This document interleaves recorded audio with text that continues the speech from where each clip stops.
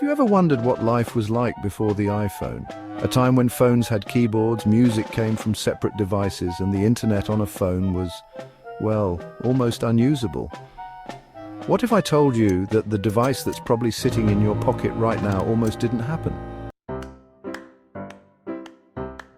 Let's backtrack to the early 2000s. Apple was riding high on the triumph of the iPod, a product that had changed how people listened to music. But for Steve Jobs, this wasn't enough. He saw the future, one where a single gadget could mix music, communication, and computation. The problem, such a device didn't exist yet.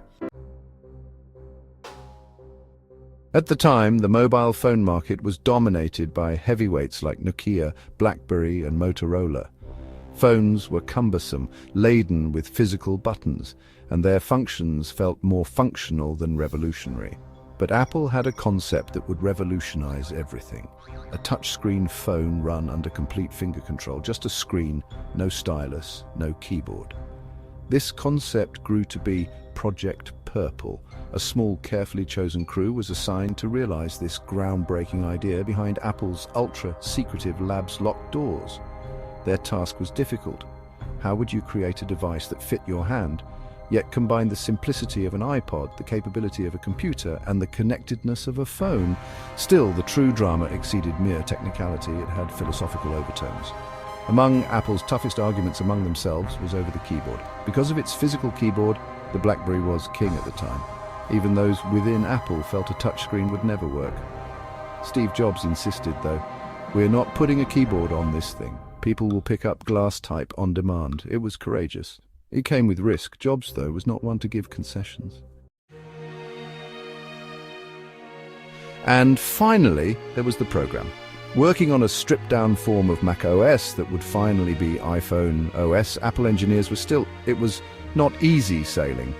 Early prototypes were hardly useful, prone to faults and buggy. They may crash. Using early models was famously loathed by Jobs since they fell short of his perfectionistic criteria.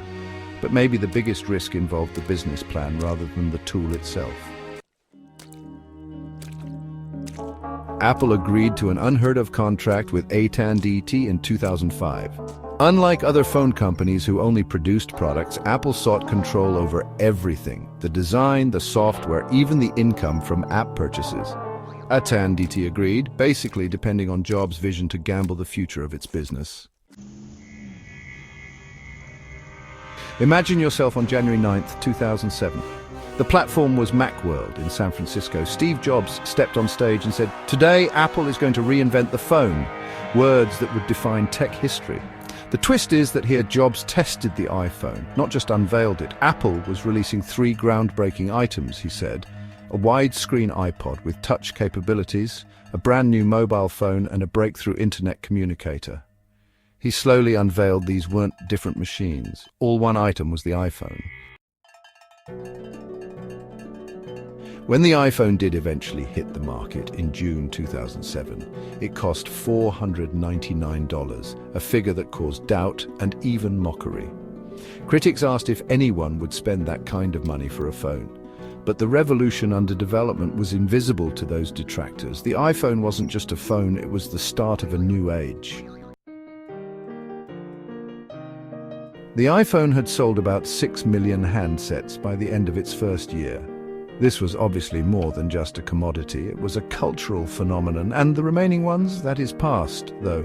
Though its path started with risk, uncertainty, and a daring ambition to reimagine what a phone could be, the iPhone is today a pillar of modern living. That said, appreciate you watching. Until next time.